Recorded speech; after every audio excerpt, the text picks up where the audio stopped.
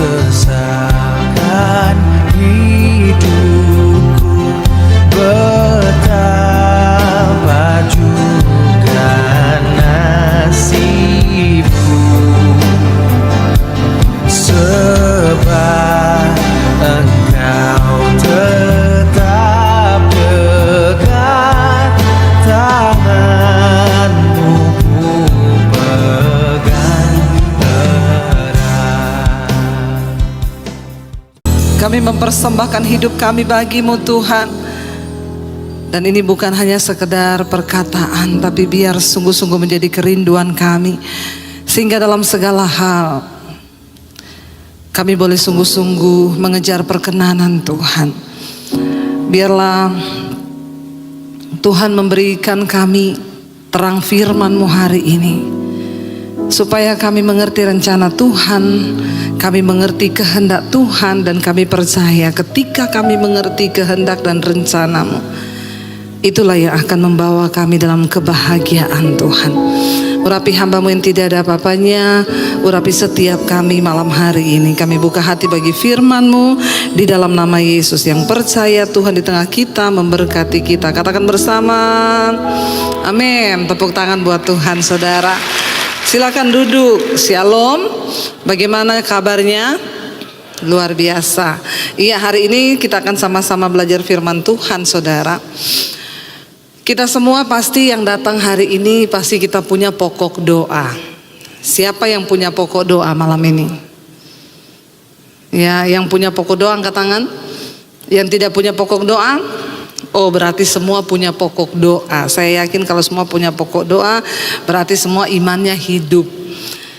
Amin. Sekarang saya mau tanya, yang doa-doanya selalu dijawab angkat tangan. Yang doanya selalu dijawab, tiap berdoa dijawab, tiap berdoa dijawab. Angkat tangan coba, saya mau titip doa soalnya.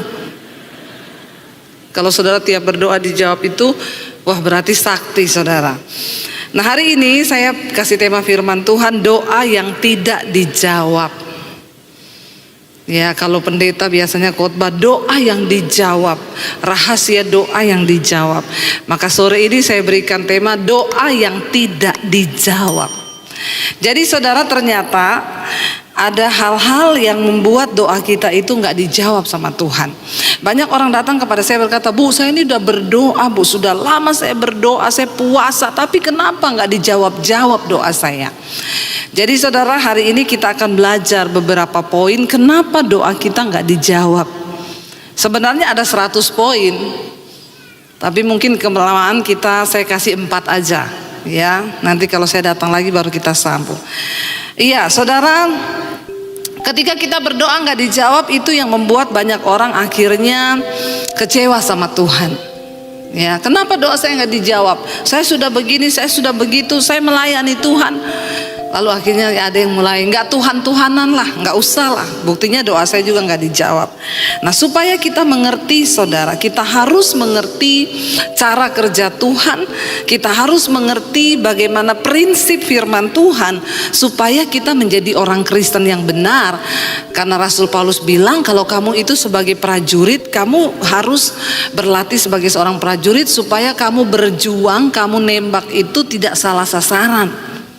Kita berdoa, kalau salah berdoa nggak dijawab, makanya ada orang gitu-gitu terus, saudara, nggak pernah mengalami perubahan karena dia setiap doa nggak dijawab. Nah, faktor-faktor yang menjadi penyebab doa kita yang nggak dijawab, yang pertama adalah karena kita berdoa tapi itu dari hawa nafsu. Mari buka bersama Yakobus pasal 4 mulai ayat yang pertama.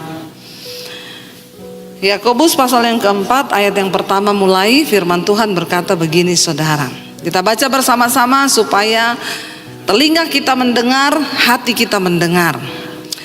Baca 1, 2, 3. Dari manakah datangnya sengketa dan pertengkaran di antara kamu? Bukankah datangnya dari hawa nafsumu yang saling berjuang di dalam tubuhmu? Ingat, orang itu kalau banyak bertengkar, berantem, berkelahi, itu berarti hawa nafsunya itu tinggi.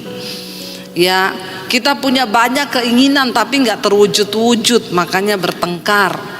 Ayat ini berkata di sana apa? Kamu mengingini sesuatu tetapi kamu tidak memperolehnya. Lalu kamu membunuh, lalu kamu iri hati, tapi kamu tidak mencapai tujuanmu. Lalu kamu bertengkar dan kamu berkelahi. Jadi saudara, orang itu kalau punya banyak keinginan tapi nggak terwujud, yaitu buntut-buntutnya suka berantem, bertengkar, berkelahi, bahkan bisa sampai kepada pembunuhan. Hati-hati, mari kita cek ya hawa nafsu kita yang saling berjuang di dalam tubuh kita ini. Karena hawa nafsu itu punya keinginan. Ya, lalu ayat yang ketiga berkata di sana apa? Kamu tidak memperoleh apa-apa karena kamu tidak berdoa. Ketika kita mengingini sesuatu lalu kita nggak berdoa, kita nggak akan memperoleh apa-apa. Karena memang tidak berdoa itu wajar. Namanya aja orang tidak berdoa, tidak memperoleh apa-apa, ya wajar karena memang dia tidak berdoa. Tetapi ayat ini berkata, ayat yang ketiga, kita lihat ayat yang ketiga di sana dikatakan, baca bersama 1, 2, 3. Atau kamu berdoa juga, tetapi kamu tidak menerima apa-apa karena kamu salah berdoa. Sebab yang kamu minta itu hendak kamu habiskan untuk memuaskan hawa nafsumu. Ada dalam diri manusia itu yang namanya hawa nafsu. Bahaya ini hawa nafsu, saudara. Nah, hawa nafsu ini saling berjuang dalam diri kita, dan kita harus hati-hati sekali. Kenapa ini tipis, saudara? Saya sebelum pandemi itu, saya itu hampir buka gereja di Jakarta. Jadi saya sudah cari-cari gereja karena ya sebagian orang berkata bahwa goal dari seorang pendeta itu adalah ketika dia buka gereja. Saya ketemu dengan beberapa teman, mereka bilang, "Bu, kapan buka gereja loh? Kapan buka gereja loh?" Jadi saya ini juga terpancing, saudara. Ya, ibu itu jangan keliling-keliling terus jadi penginjil. Ibu juga harus mulai mikirin ibu buka gereja. Jadi kerinduan itu bukan datang dari keinginan Tuhan, tapi dari hawa nafsu saya. Saya mulai berpikir, iya juga ya, saya ini harus punya gereja. Karena rasanya kok kalau pendeta nggak punya gereja itu kayak apa gitu, nggak jadi gembala. Akhirnya saya mulai ketemu beberapa teman, saya tanya, semua meneguhkan, iyalah sudah waktunya lah ibu jadi gembala. Sudah banyak yang mau mendengar khotbah-khotbah ibu. Lalu saya ketemu beberapa teman, mereka mau support. Oke bu, cari tempat aja. Ada yang ngomong, nanti saya bantu untuk sewanya, nanti saya bantu untuk pemusiknya, pokoknya selama 3 bulan. Ya, kami bergerak cari tempat. Itu sebelum pandemi, saudara.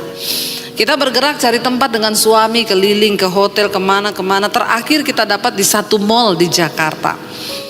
Tanya kontrakannya berapa, sekian. Ada yang mau bantu, beberapa orang. Saya bilang, ini sudah siap ya, dia mau bantu. Oh iya, jadi untuk sekian ratus juta. Tapi untuk DP pertama tanda jadi harus bayar 80 juta. Saya berkata kepada suami saya, hati-hati loh, jangan sampai kita ini terjebak dalam hawa nafsu. Saya tanya kepada beberapa teman hamba Tuhan, semuanya mendukung. Berkata, ya iyalah sudah waktunya lah bu, itu hati Tuhan loh untuk buka gereja. Dan akhirnya kami bawa dalam doa, saya bilang, Tuhan, kalau ini hanya karena hawa nafsu saya kepengen buka gereja karena saya pikir saya seorang pendeta harus punya gereja. Kalau cuma karena untuk hawa nafsuku, Tuhan cegah. Saya nggak mau. Tapi kalau memang ini adalah rencana Tuhan, maka Tuhan buka jalan. Sesuatu yang kelihatannya itu lancar semuanya itu juga belum tentu datang dari Tuhan. Bisa jadi itu hawa nafsu kita. Makanya kita harus bawa di dalam doa. Saya dan suami bawa dalam doa. Ada orang yang mau bantu untuk dana, ada yang bantu untuk kasih pemusik 3 bulan. Pokoknya semuanya rasanya lancar. Tapi saya bilang, Tuhan, kalau ini datang karena hawa nafsu kami, Tuhan tolong tutup jalan. Kami berdoa, saudara. Lalu pada bulan Februari itu, sebelum lockdown, saudara, Saya ditelepon sama pihak manajemen gedung, Bu, jadi pakai kan mulai bulan depan? Saya bilang iya. Ya udah, Ibu bayar dulu DP sesuai kesepakatan 80 juta. Saya udah ngomong ke teman saya, iya kapan mau dibayar nanti Bu ngomong aja. Saya tuh berdoa, oke besok saya transfer. Malam itu saya bilang, Tuhan tolong batalkan ini kalau ini hawa nafsuku. Saya masih berdoa begitu. Tiba-tiba besok pagi itu sebelum saya transfer, saya bilang gini, Mas, terlintas di benak saya itu ada satu kata begini, coba pindah hari atau pindah jam. Saya ngobrol dengan suami saya, iya ya kita coba ya kalau jam itu kayaknya mepet gini. Udah coba kita tanya. Saya bilang, Mas ini saya sudah mau transfer, tapi saya mau tanya kalau kita pindah hari nih atau pindah jam. Kalau jam itu nggak bisa ya terpaksa kita pindah hari ibadahnya. Itu kira-kira gimana? Oh kalau mau gitu Ibu mau pindah jam, ya saya harus rapat dulu sama pihak manajemen Bu.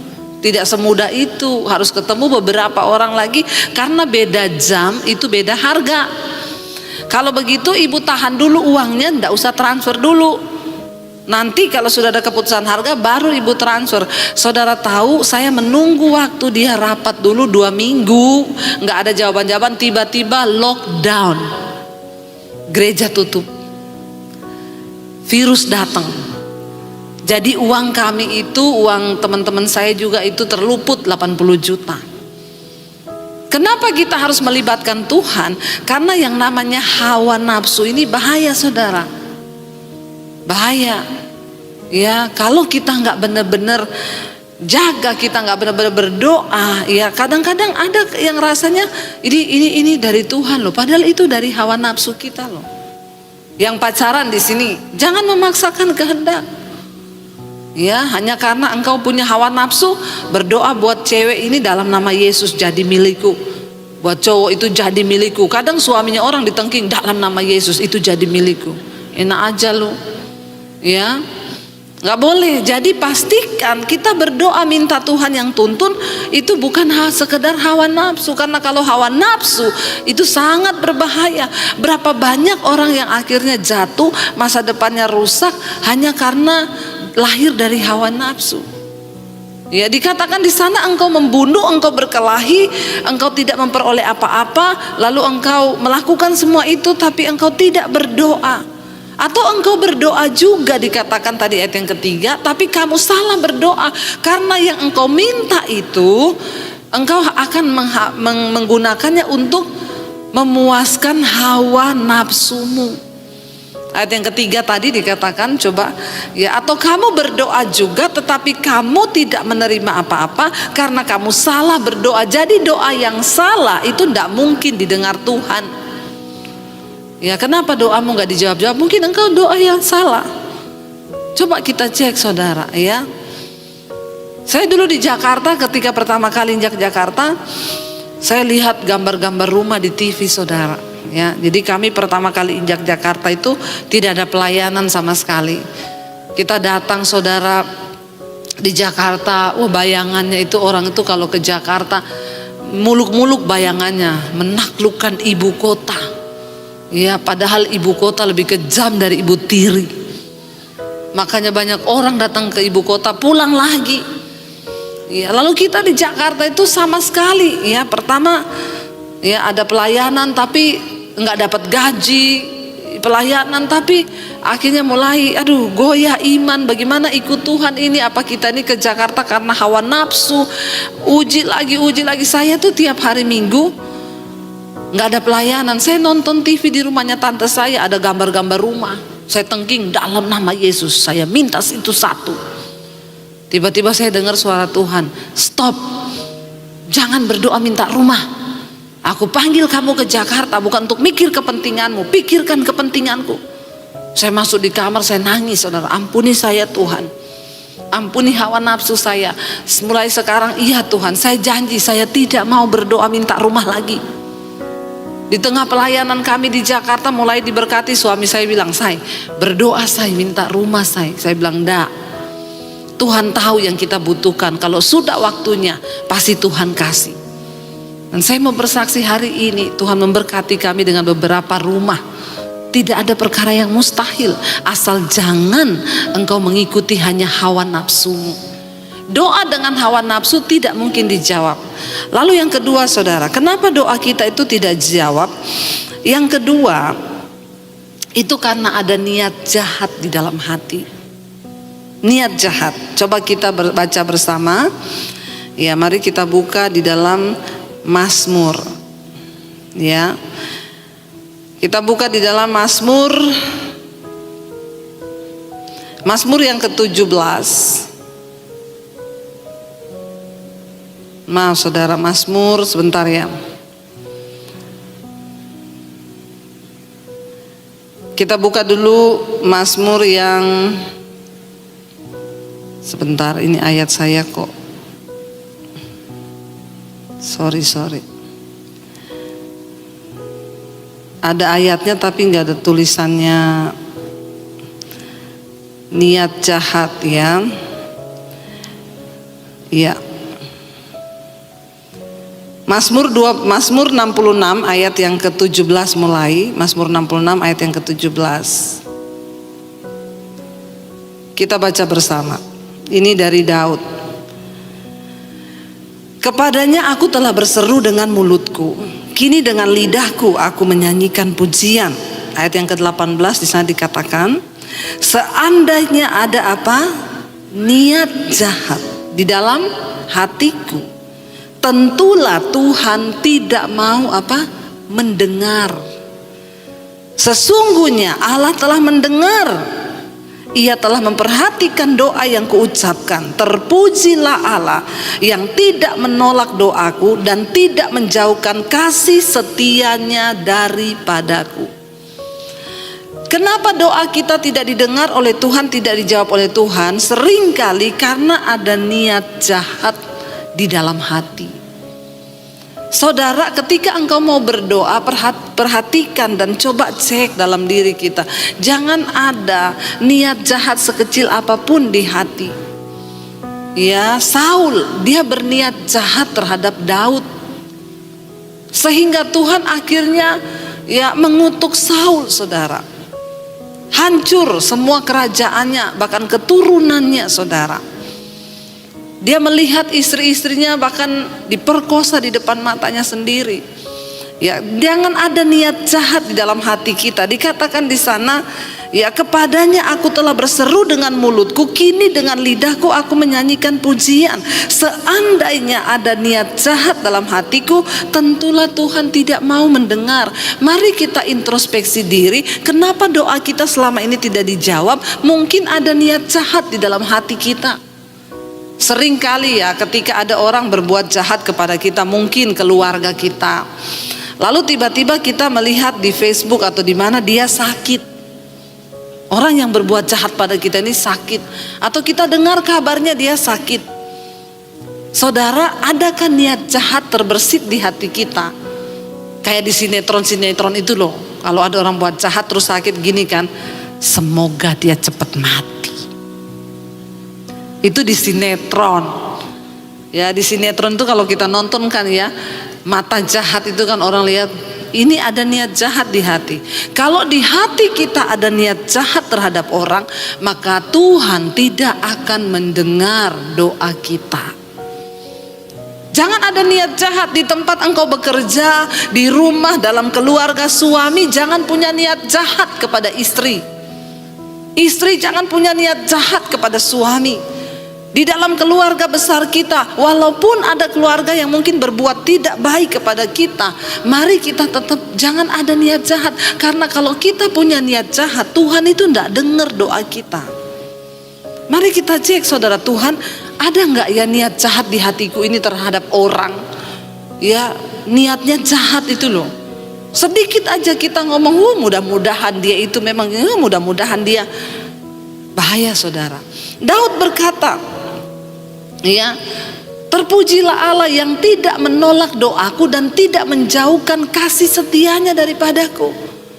Waktu Tuhan mendapati Di hati kita bersih, tidak ada niat jahat terhadap orang, itu yang membuat Tuhan itu bisa bekerja dan melakukan mujizat. Kenapa doa kita terhalang? Karena firman Tuhan berkata, hatimu itu loh. Mari kita cek hari ini. Kalau ada niat jahat di dalam hati kita, maka Tuhan tidak mungkin memberkati. Daud berkata, saudara, seandainya ada niat jahat dalam hatiku, tentulah Tuhan tidak mau mendengar. Kita berdoa hari-hari ini penting sekali kita cek, saudara, ada nggak Tuhan? Aku ini punya niat yang tidak baik terhadap orang. Di dunia pekerjaan, seringkali saudara kita pengen lihat orang itu jatuh tanpa kita sadari. Bahkan di hati pun seringkali kita berdoa itu doanya niatnya jahat loh. Ya, tapi kita introspeksi supaya doa kita tuh nggak dihalangi, supaya tidak ada. Tuhan itu mau loh mendengar, Tuhan itu mau loh menjawab doa kita. Tapi seandainya ada niat jahat dalam hatiku, Tuhan tidak mau mendengar. Kepadanya aku telah berseru dengan mulutku. Makanya sebelum kita berdoa, kita minta kelayakan dulu. Percuma engkau doa puasa sekalipun, tidak mungkin akan didengar Tuhan kalau ada niat jahat di dalam hati. Ini penting bagi kita tahu bersama supaya jangan doa-doa kita terhalang. Tuhan sudah memberikan janji, Dia sudah memberikan semua janji kemuliaan, pertolongan, perlindungan. Tapi seringkali banyak orang Kristen tidak mengalami janji itu. Kenapa? Karena ada sesuatu yang menghalangi. Ada niat jahat di hati kita. Ya, dikatakan, tapi Daud bilang, ya, kepadanya aku telah berseru dengan mulutku, kini dengan lidahku akhirnya aku menyanyikan pujian. Ya, dan Tuhan dikatakan di sana, sesungguhnya Allah telah mendengar, Ia telah memperhatikan doa yang kuucapkan. Terpujilah Allah yang tidak menolak doaku. Kenapa Tuhan itu sebenarnya nggak mau menolak doa kita? Lewat doa yang dijawab, kita kan bisa bersaksi. Tuhan itu rindu loh menjawab doa kita, saudara, lebih daripada diri kita sendiri. Supaya itu bisa menjadi kesaksian bagi banyak orang. Tapi seringkali itu nggak terjadi, yaitu karena di hati kita ini ada niat jahat. Yang ketiga, saudara, apa yang membuat doa kita nggak dijawab? Hubungan yang rusak dalam suami istri. Engkau mau berdoa seperti apapun, kalau hubunganmu suami istri itu rusak, doamu tuh nggak mungkin dijawab Tuhan. Mari kita lihat bersama, saudara, 1 Petrus pasal yang ketiga ayat yang ke-7. 1 Petrus pasal yang ketiga ayat yang ke-7, firman Tuhan berkata di sana. Ini penting sekali kita tahu. Baca bersama, saudara. Demikian juga kamu, hai suami-suami, hiduplah bijaksana dengan istrimu sebagai kaum yang lebih lemah. Hormatilah mereka sebagai teman pewaris dari kasih karunia, yaitu kehidupan. Supaya apa?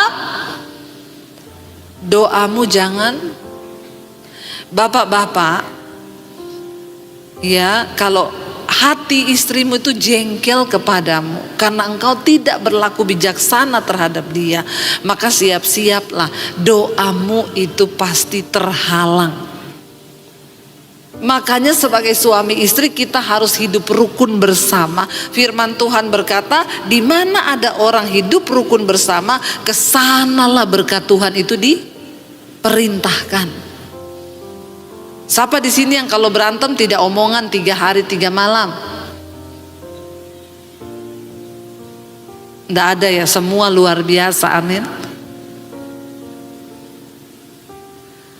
Jangan sampai doa kita nggak dijawab karena hubungan kita suami istri itu rusak. Di sini dikatakan, demikian juga kamu hai suami-suami, hiduplah bijaksana dengan istrimu sebagai kaum yang lebih lemah. Hormatilah mereka sebagai teman pewaris kasih karunia, yaitu kehidupan, supaya doamu jangan terhalang. Bapak-bapak, istri itu adalah teman pewaris kasih karunia, yaitu kehidupan.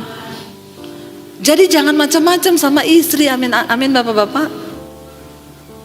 Kalau engkau mau lihat hidupmu diberkati, rumah tanggamu diberkati, bisnismu diberkati, hiduplah bijaksana dengan istri. Apa yang paling membuat rumah tangga itu menjadi rusak? Nomor satu itu adalah banyak menempati urutan yang pertama. Menghancurkan hubungan suami istri itu nomor satu adalah uang. Kita harus berhati-hati dengan uang. Kenapa? Yesus mensejajarkan dirinya dengan uang. Yesus bilang apa? Kamu tidak bisa mengabdi pada dua Tuhan, pada Allah dan pada Mamon. Karena jika engkau mengabdi pada dua Tuhan, maka engkau pasti akan mencintai yang satu dan membenci yang lain. Satu-satunya yang Yesus sejajarkan dirinya itu untuk orang mengabdi adalah apa? Uang. Kenapa saudara? Kalau di dunia ini orang hidup mengenal Tuhan, maka yang nomor satu dia cari itu adalah siapa? Tuhan. Tapi kalau orang tidak mengenal Tuhan, yang nomor satu dia cari di dunia ini adalah apa? Uang. Gak usah bicara orang yang gak kenal Tuhan. Yang kenal Tuhan aja banyak yang memprioritaskan uang di dalam hidupnya. Apalagi kalau suami istri dalam keuangan tidak terbuka. Saya mau tanya di sini, suami istri yang keuangannya terbuka berapa banyak? Coba angkat tangan yang terbuka. Gak ada yang angkat tangan kan? Ampuni mereka Tuhan. Jangan bohong loh, jangan bohong loh. Maka doamu, rumah tanggamu tidak akan mungkin diberkati. Saya mau ngomong kebenarannya hari ini supaya orang Kristen hidupmu bisa diberkati Tuhan. Kalau engkau tidak beres dalam hal keuangan, maka Tuhan tidak mungkin memberkati rumah tanggamu. Katakan amin. Bapak-bapak, gaji bonus jangan disembunyi. Katakan. Istrinya enggak tahu loh. Jangan ada uang sial di antara kita. Ada suami bilang sama saya, Bu, saya tuh bingung simpan uang di mana, Bu. Saya taruh di sepatu, diketemukan suami istri saya. Saya simpan di kaos kaki, hilang kaos kaki saya. Saya taruh di rak buku, dia ketemu. Saya taruh di rekening, dia dapat ATM-nya. Dulu saya disuruh nikah sama istri yang pintar cari uang. Ya begini akibatnya, Bu. Uang saya hilang terus karena istri saya itu pintar cari uang. Ibu-ibu juga saya mau bilang di sini, ibu-ibu ya, kita juga jadi istri itu jangan mata duitan. Ibu-ibu bilang amin. Kalau suami mempercayakan uang, maka kita harus mengelola uang itu dengan benar. Ya, dikasih uang jangan beli buat kepentingan kita dulu, urus kepentingan rumah tangga dulu. Kita harus bijaksana.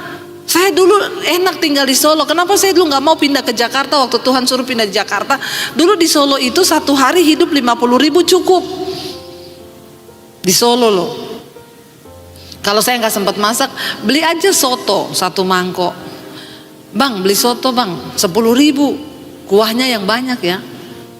Nggak ada dagingnya, kuah tok. Nggak apa-apa.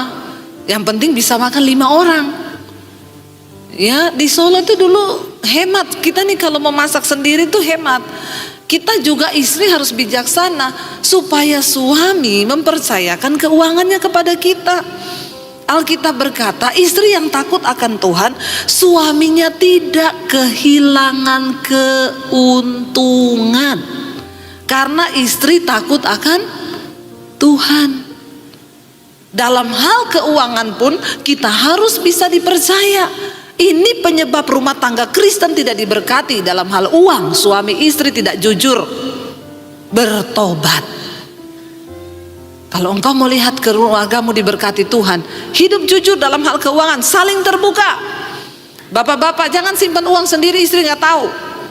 Makanya akhirnya kau kalau sudah punya banyak uang sudah bingung. Makanya banyak yang akhirnya jatuh dengan pelakor. Yang mencintai engkau dari miskin itu istrimu. Nggak usah banyak gaya, udah punya duit bayar-bayari perempuan lain di luar makan, bertobat. Ya, jangan saudara. Harus terbuka. Saya dengan suami keuangan kami terbuka. Kita tabung saudara. Suami saya yang bawa ATM-nya, saya yang pegang laporan mobile bankingnya. Jadi biarin aja dia bawa ATM, bawa aja. tetap kepantau di sini. Ya, jadi dia habis kemana saya cek di sini. Tadi ada pengeluaran sekian, buat apa saya? Kan ada di situ keterangannya. Oh iya, saya tahu. Ya, jangan sampai kalau sudah tidak tahu, uang suami banyak, istrinya dapat di kantongan ada nota. Loh ini nota di Holy Wings ini 5 juta apa ya Pak? Itu gereja baru. Saya tadi ada kasih persembahan di situ. Holy Wing, sayap kudus. Ya, hati-hati saudara. Engkau tidak jujur dalam hal keuangan, tidak mungkin doamu dijawab. Tidak mungkin rumah tanggamu diberkati. Hidup keluarga Kristen, rumah tangga Kristen itu harus akur. Namanya persoalan kecil-kecil pasti ada, salah paham ada. Nggak usah ribut-ribut, nggak usah berantem lama-lama. Sesudah itu sudah saling minta maaf. Selesai 5 menit cukup, nggak usah lama-lama, katakan amin itu yang rela. Ya, berantem 5 menit cukup. Supaya hati kita ini tetap terjaga, hati kita ini tetap kudus. Istri, jangan ada niat jahat di dalam hatimu karena suamimu pelit. Ada istri-istri berniat jahat loh sama suami. Ya, saya tuh udah jengkel sama suami saya itu Bu. Rasanya ada satu kali istri datang sama saya itu rasanya saya mau bikin jus buat suami saya, mau kasih saya kasih sianida. Saya bilang, ibu nanti kau masuk penjara loh. Iya Bu, tapi sekarang enggak, saya cuma kasih insulin di jusnya. Padahal suaminya nggak ada sakit gula, dikasih insulin. Satu saat suaminya pingsan. Ditanya, kenapa bapak pingsan? Dokter periksa, di dalam darahnya banyak kandungan insulin. Padahal dia kan nggak ada sakit gula ya. Istrinya takut, aduh kalau ketahuan saya di penjara ini. Saya bilang, ibu makanya jangan ibu ya, tidak boleh begitu. Ibu doakan suamimu. Iya Bu, sekarang saya doakan terus tiap hari, Tuhan cabut nyawanya. Itu doa dengan niat yang sangat jahat. Tidak mungkin ibu, jangan engkau doakan supaya Tuhan cabut nyawa suamimu. Bagaimana rumah tangga kita mau diberkati kalau yang ada pertikaian, masalah uang? Makanya hati-hati hai suami-suami, hiduplah bijaksana dengan istrimu. Di mana ada suami yang bijaksana terhadap istri, di situ pasti ada istri yang tunduk kepada suaminya. Lalu terjadilah rumah tangga yang harmonis. Kalau kita harmonis, siapa yang menikmati kebaikannya? Kita dan anak cucu kita. Amin saudara. Jangan sampai doamu terhalang bapak-bapak. Berlakulah bijaksana terhadap istrimu. Ya, jangan sampai waktu dulu pretwet. Ya, banyak orang tuh kalau foto pretwet itu hebat. Setelah afterwet, ya, berubah semuanya. Mari kita kembalikan kasih Tuhan. Jadi yang menjadi penghalang, ya, itu adalah karena hubungan suami istri yang rusak. Yang terakhir, mari kita baca Mazmur 26. Maaf, Yeremia pasal 17 ayat yang ke-10 saja. Yeremia pasal 17 ayat yang ke-10 dan ayat yang ke-11. Yeremia pasal yang ke-10, Yeremia 17 ayat yang ke-10. Kita lihat. Firman ini berkata apa saudara? Aku Tuhan yang menyelidiki hati, yang menguji batin. Untuk apa saudara? Memberi balasan kepada setiap orang setimpal dengan tingkah langkahnya, setimpal dengan hasil perbuatannya. Ayat yang ke-11.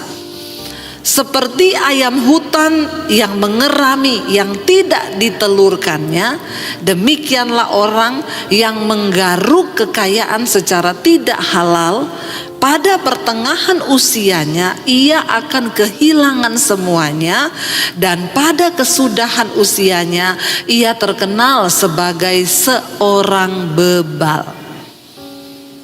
Yang terakhir saudara, jangan engkau mengaruk keuntungan dengan cara yang tidak halal. hati-hati. Orang-orang yang mencari keuntungan dengan cara yang tidak halal. Ayat ini sangat mengerikan. Di sana dikatakan seperti ayam hutan yang mengerami yang tidak ditelurkannya. Orang nggak ditelurkannya kok mau dierami loh. Ini kan namanya cari untung yang tidak jujur. Itu kan bukan telurnya. Ya, dia nggak bertelur tapi mau mengerami. Lalu dikatakan apa? Seperti ayam hutan yang mengerami yang tidak ditelurkannya, demikian orang yang menggaruk kekayaan secara tidak halal. Pada pertengahan usianya, ia akan kehilangan semuanya. Hidup ini bukan hanya bicara tentang menjadi kaya. Hidup ini adalah tentang bagaimana kita berkenan kepada Tuhan. Ketika niat hati kita bersih, rumah tangga kita baik, kita terjaga dari hawa nafsu, dan kita tidak mencari keuntungan yang tidak halal, maka Tuhan itu membuka jalan. Saya tadi siang bersaksi, ada seorang anak pemuda lah, dia wanita ya. Saya tuh kemarin ketemu dengan jemaat Misbah Doa di Surabaya. Lalu saya mewawancarain papahnya yang sembuh dari kanker. Lalu anak muda ini bercerita dia bawa papanya berobat ke luar negeri, saudara. Saya tanya, kamu tinggal di mana? Saya tinggal di Ambon, Bu. Di Ambon, tapi bukan di Ambonnya, kepulauan terpencil. Oh, terus saya iseng nanya, aduh, di Ambon kepulauan terpencil itu usaha apa ya di sana? Kira-kira bisnis apa ya yang bisa menghidupi? Saya tanya, kamu di sana usaha apa? Saya cuma punya pom bensin 2 di sana. Masih muda, saudara, punya pom bensin 2. Terus saya pikir gini, punya pom bensin, aduh, buka pom bensin tuh enggak gampang loh. Berarti kamu anak orang kaya memang ya, ada dana ya? Enggak, Bu, saya enggak punya uang. Waktu saya lulus kuliah, saya bilang saya beli bensin itu di kepulauan kami. Zaman dulu dia lulus kuliah harganya itu 15.000, sudah 15.000 zaman dulu. Terus saya beli bensin 15.000, saya bilang sama papa saya, Pak, kasihan banget ya rakyat di sini beli bensin 15.000, bagaimana rakyatnya mau makmur, bensin aja 15.000. Karena cuma satu, enggak ada pom bensin, jadi dia rindu. Lalu dia bilang sama papanya, aku mau buka pom bensin di sini. Papanya bilang, kamu itu terlalu berhalusinasi. Nggak punya uang loh, nggak punya link. Terus akhirnya dia bilang, tapi saya mau, Pak, nanti pasti Tuhan buka jalan. Dia cerita sama pendetanya perempuan, Bu, doakan ya, saya punya kerinduan buka pom bensin di sini. Terus pendetanya bilang, saya kenal kepala Pertaminanya.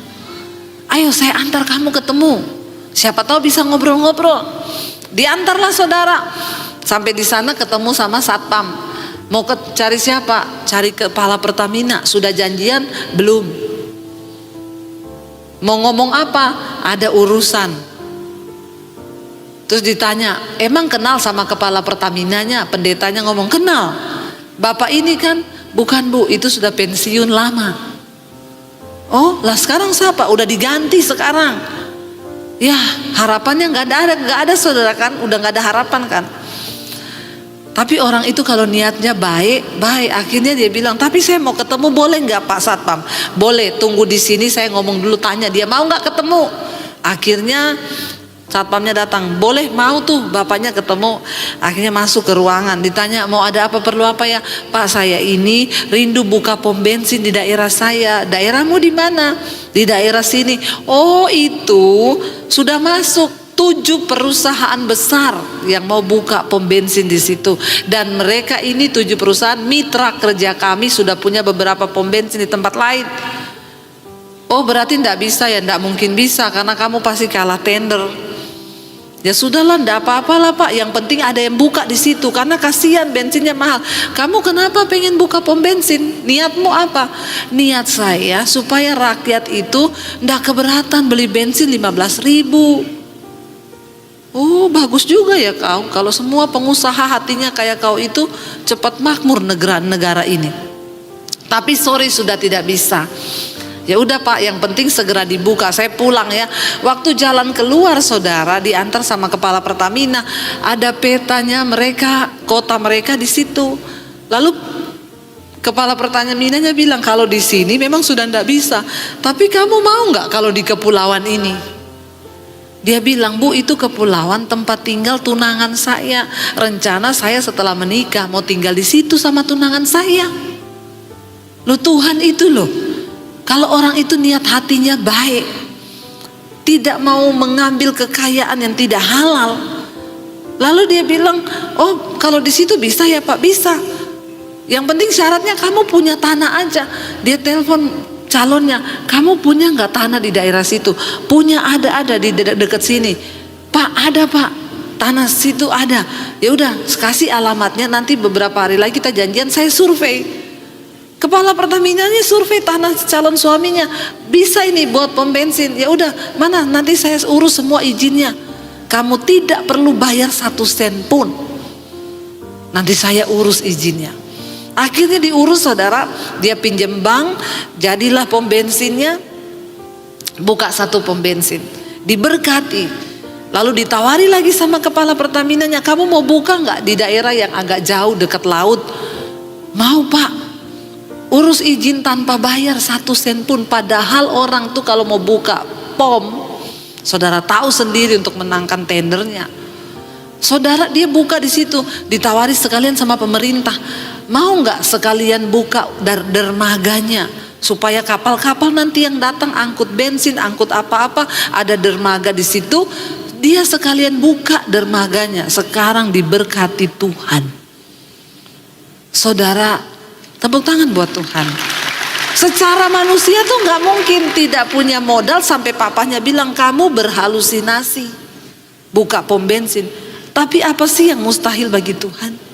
Waktu niat hati kita itu bahagia, waktu kita tidak mau mengeruk keuntungan yang tidak halal. Jangan pernah coba-coba mengambil keuntungan yang tidak halal. Nyuri uang di kantor, tanahnya orang dibalik nama tanpa pengetahuan orang.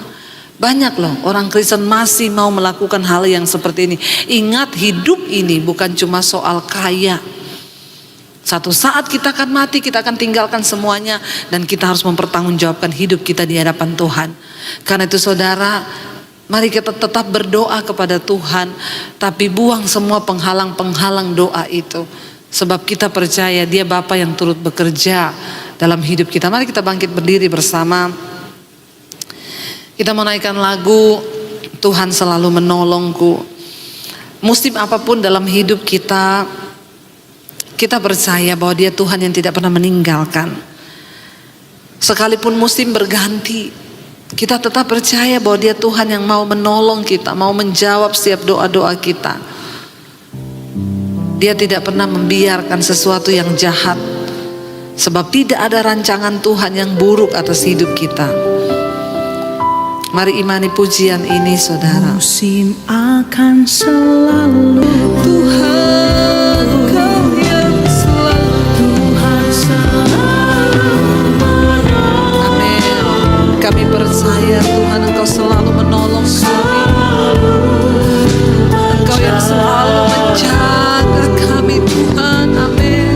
sehelai rambutku Tidak akan terjatuh tanpa seizin Tuhan. tanpa seizin Tuhan yang selalu, Tuhan selalu menolongku,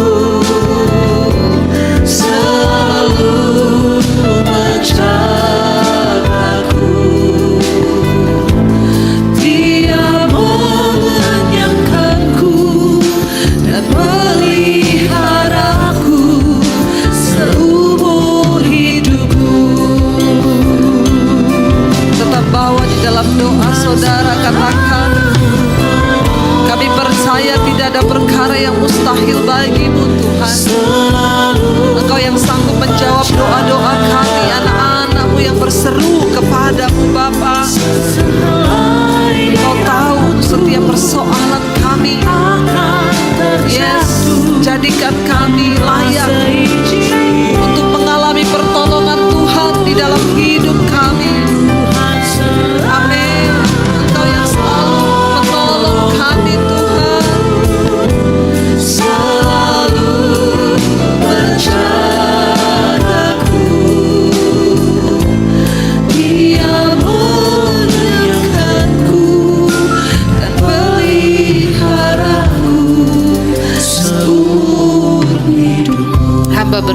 Bapa, untuk setiap anak-anak-Mu, mereka yang berdoa hari-hari dengan pergumulan mereka, biar Tuhan menjadi jawaban. Segala penghalang-penghalang doa kami buang Tuhan. Selidiki hati kami. Bahkan di dalam rumah tangga, mari saudara, engkau yang datang suami istri, engkau boleh bergandengan tangan hari ini. Tuhan, hamba berdoa untuk suami istri. Kalau kami selama ini hubungan rumah tangga kami rusak, ampuni kami Tuhan. Malam ini kami datang di hadapan Tuhan, kami bergandengan tangan. Bergandengan tangan saudara. Firman Tuhan berkata, orang yang hidup rukun bersama, kesanalah berkat Tuhan akan diperintahkan. Anak-anak-Mu akan menjadi keturunan ilahi yang takut akan Tuhan. Masa depan mereka, jodoh mereka, Tuhan yang pegang kendali. Hamba berdoa untuk setiap suami istri Tuhan, yang hari-hari ini hubungannya rusak, Tuhan pulihkan kembali. Biar mereka boleh mengalami kemuliaan dan kemuliaan Tuhan. Setiap jawaban doa boleh kami terima di dalam nama Tuhan Yesus. Di dalam nama Yesus kami sudah berdoa dan bersyukur. Sama-sama katakan Amin. Silakan duduk kembali Bapak Ibu Saudaraku.